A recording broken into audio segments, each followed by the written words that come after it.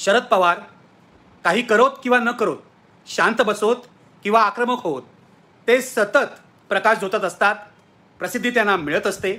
आजही शरद पवारांची चर्चा महाराष्ट्रातल्या राजकीय वर्तुळात आहे.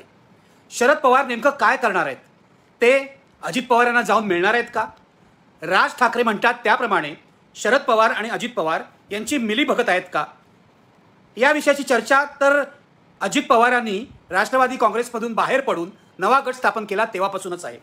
पण आज या चर्चेला नव्याने सुरुवात होण्याचं कारण हे आहे की नरेंद्र मोदी यांनी शरद पवारांना दिलेली नवी ऑफर.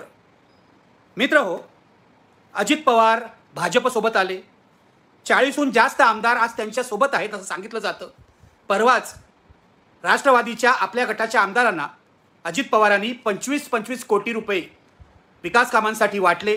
त्यामुळे उरलेले आमदारही आता अजित पवारांकडे येतील शरद पवारांना सोडून, असंही म्हटलं जातं. अजित पवार, शिंदे आणि फडणवीस यांच्यासोबत आल्यामुळे सरकार अधिक मजबूत झालेलं आहे. 195 आमदारांचा पाठिंबा आता या सरकारला आहे. खरं म्हणजे आता चिंतेची काही गोष्टच नसावी. पण पंतप्रधान नरेंद्र मोदी अजूनही खुश दिसत नाहीत. पंतप्रधानांचं असं म्हणणं दिसतंय की जोपर्यंत शरद पवार आपल्यासोबत येत नाहीत, म्हणजे शरद पवार आणि अजित पवार एकत्र होऊन भाजपसोबत येत नाहीत, तोपर्यंत या मजबूतीला काही अर्थ नाही. याचं कारण शरद पवार आल्यामुळे केवळ महाराष्ट्रातच फरक पडणार आहे असं नाही. महाराष्ट्रात तर पडणारच आहे, मतांच्या टक्केवारीत सुद्धा फरक पडणार आहे. पण राष्ट्रीय पातळीवर सुद्धा जो इंडिया नावाचा समूह विरोधी पक्षांनी तयार केलेला आहे, त्या समूहाला सुद्धा मोठा धक्का बसणार आहे. त्यामुळे राष्ट्रीय पातळीवर विरोधकांची जी एकजूट आहे ती जर कमकुवत करायची असेल तर मोदींना शरद पवार आपल्या बाजूला यायला हवे आहेत. मध्यंतरी अजित पवार आणि प्रफुल्ल पटेल हे दिल्लीला गेले. दिल्लीला NDAची बैठक होती. NDAच्या बैठकीला अर्थातच अजित पवार आणि प्रफुल्ल पटेल पहिल्यांदाच गेले. त्याआधी त्यांची नरेंद्र मोदींशी आणि अमित शहांची वेगळी बातचीत झाली. या बातचीतीमध्ये नरेंद्र मोदींनी शरद पवारांना आपल्यासोबत आणण्यासाठी अजित पवार आणि प्रफुल्ल पटेल यांनी प्रयत्न करावेत असं सांगितल्याचं समजतं. या बैठकीनंतर टाइम्स ऑफ इंडियाला दिलेल्या मुलाखतीमध्ये प्रफुल्ल पटेल असं म्हणाले की शरद पवार एक दिवस आमच्यासोबत येतील असा आम्हाला विश्वास वाटतो. मग काय शरद पवार खरोखरच सोबत येणार आहेत का? आणि शरद पवारांना जर सोबत आणायचं असेल तर नरेंद्र मोदींनी काय नवी ऑफर दिलेली आहे? तुम्हाला आठवत असेल, काही दिवसांपूर्वी म्हणजे अजित पवार फुटले, 2 जुलैला त्यांचा शपथविधी झाला. त्यानंतर काही दिवसांनी उद्योगपती गौतम अदानी हे शरद पवारांच्या घरी गेले होते.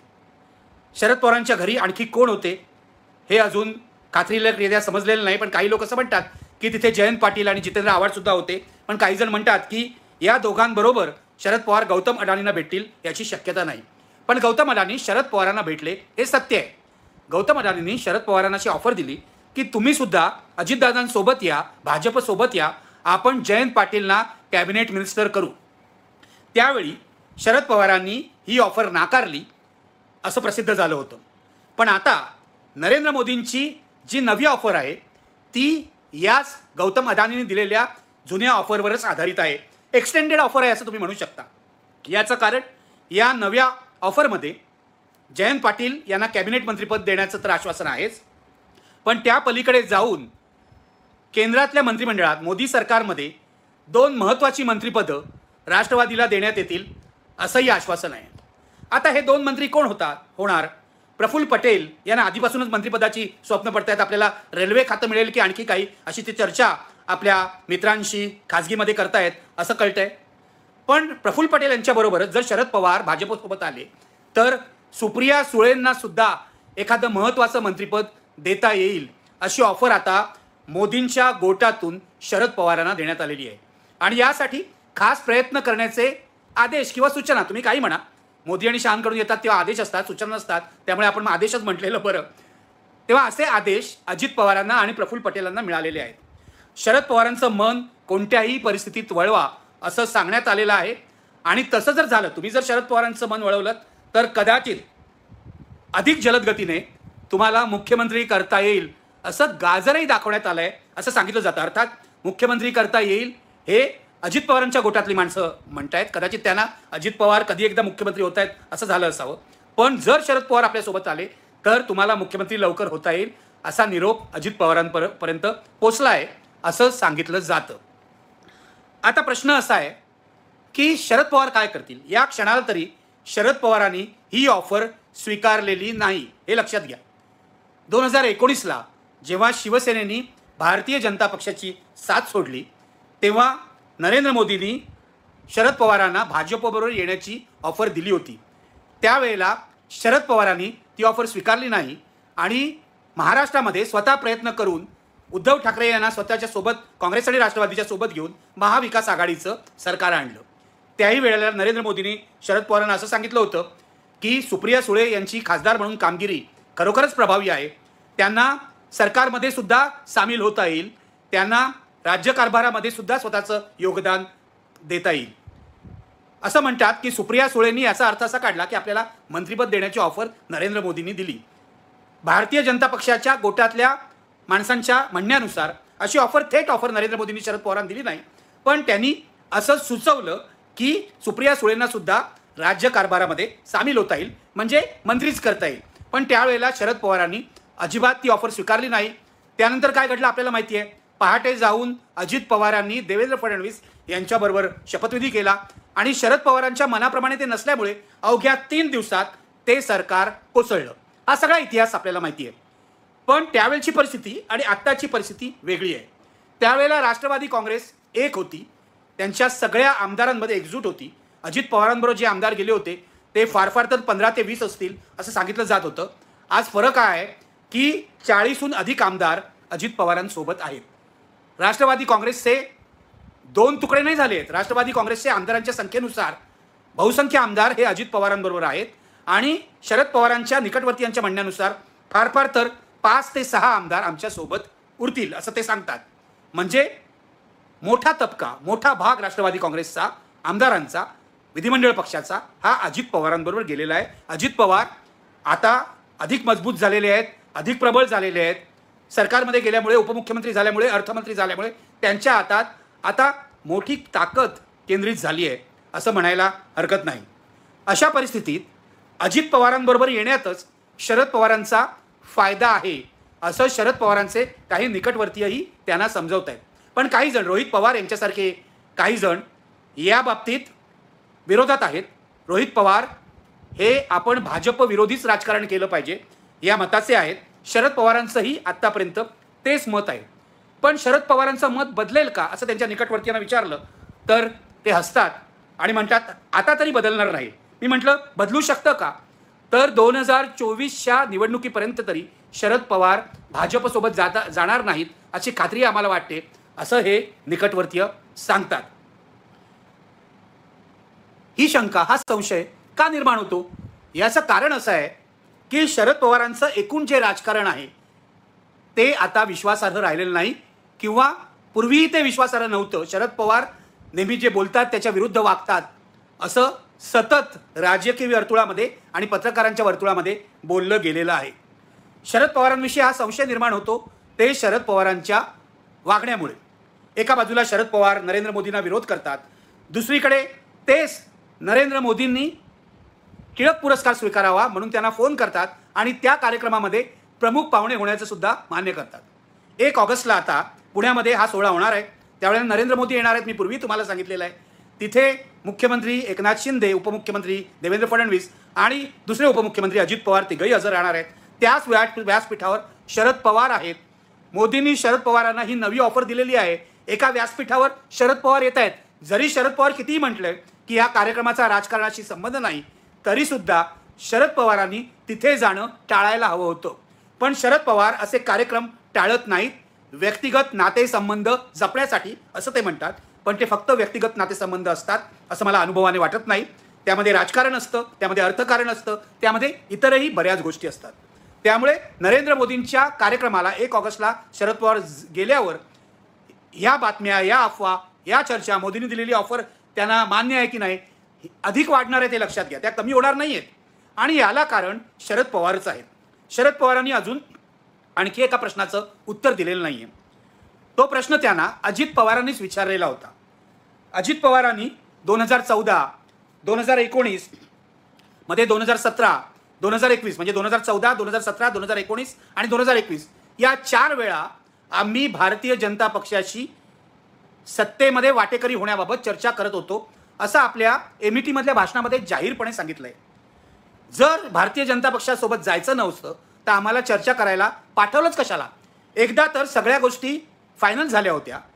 एका प्रसिद्ध उद्योगपतींच्या घरी बैठकही झाली होती. हे उद्योगपती गौतम अदानीच असावेत हे अंदाजाने आपल्याला समजू शकतं, कारण शरद पवार आणि गौतम अदानी यांचे फारच निकटचे संबंध आहेत. दुसऱ्या बाजूला मोदी आणि अदानी यांचे सुद्धा संबंध आहेत. त्यामुळे मोदी, अदानी, शरद पवार असं हे त्रिकूट आहे हे लक्षात घ्या. तेव्हा अशा 4 वेळेला चर्चा झाल्या होत्या सत्तेत सहभागी होण्याबाबत.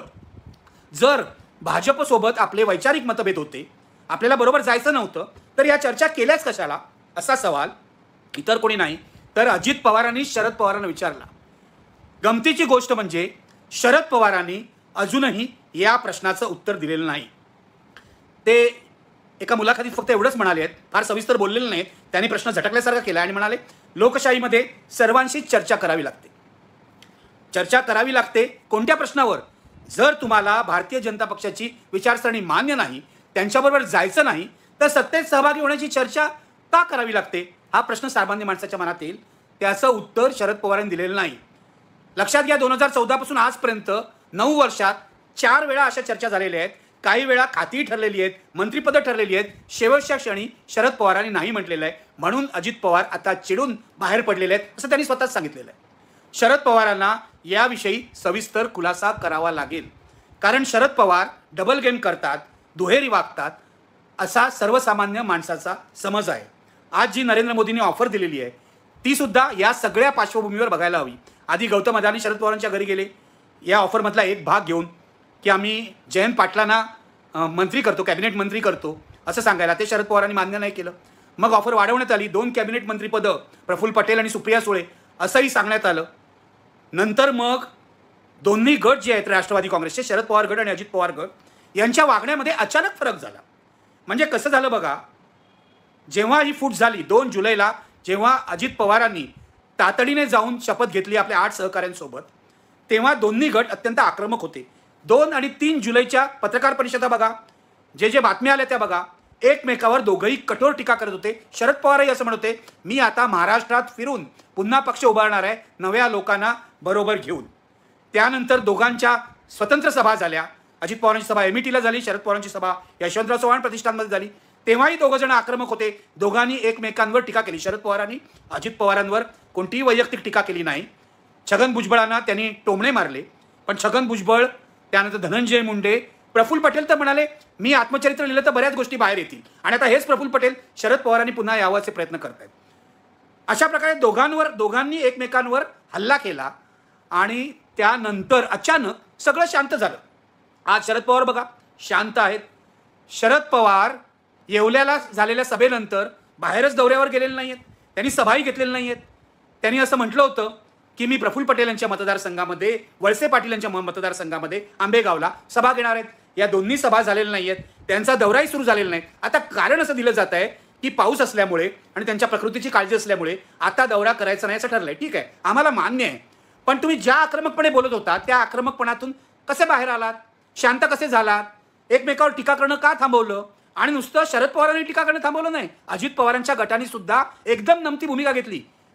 सतत 2 दिवस चव्हाण प्रतिष्ठा जाऊन ही मंडळी, आधी हे सगळे 9 जण मंत्री झालेले, शपथ घेतलेले, आणि नंतर आमदारांसकट अजित पवार असे जाऊन शरद पवारांच्या पाया पडले आणि राष्ट्रवादी काँग्रेस पक्ष एक ठेवा असं सांगितलं. त्यानंतर शरद पवारांची कोणतीही प्रतिक्रिया आलेली नाही. काय चाललंय शरद पवारांच्या मनामध्ये असा प्रश्न निर्माण झाला तर कुणालाही आश्चर्य वाटू नये. मला एवढंच तुम्हाला सांगायचं आहे की शरद पवारांचा इतिहास हा आहे की शरद पवार आजवर कधी अधिकृतरित्या भाजपबरोबर गेलेले नाहीत. मी मागेही तुम्हाला सांगितलं होतं, नितीश कुमार गेले, ममता बॅनर्जी गेल्या, DMK वाले गेले भाजपबरोबर, ते तर वाजपेयींच्या मंत्रिमंडळातच होते. पण शरद पवार राष्ट्रवादी काँग्रेसच्या जन्मापासून म्हणजे 99 पासून आजपर्यंत कधीही भाजपबरोबर गेलेले नाही. त्यांनी पडद्यामागे मोदींशी साटलोट केलं असेल, अदानींशी काही व्यवहार केले असतील राजकीय, आर्थिक. अदानींनी त्यांच्या संस्थांना देणग्याही दिलेल्या आहेत CSR मधून, हे आपल्याला माहिती आहे. पण अधिकृतपणे शरद पवार कधीही भाजपबरोबर गेलेले नाही. शरद पवारांचं माझं हे रिडिंग आहे की शरद पवारांची महाराष्ट्रातली प्रतिमा ही पुरोगामी राजकारण्याची आहे. फुले शाहू आंबेडकरांचं ते नाव घेतात. त्यामुळे काल अजित पवारांनी जे केलं, RSSचे एक नेते मदनदास देवी काल वारले, त्यांच्या अंत्यदर्शनाला सुद्धा अजित पवार एकनाथ शिंदेबरोबर गेले. तिथे मोहन भागवतांना त्यांनी वाकून नमस्कार केला. असं काही शरद पवारांनी अजूनपर्यंत केलेलं नाही. यापुढे करतील असं मला व्यक्तिशः वाटत नाही. पण राजकारण अशी दिशा घेतं, अशी गती घेतं की आज काही सांगता येत नाही. मुद्दा आहे की कधीही भाजपबरोबर अधिकृतपणे आघाडी न करता शरद पवारांच्या विषयी मनामध्ये कायम संशय निर्माण का होतो, याचं कारण शरद पवारांची ही दुहेरी नीती ही आहे.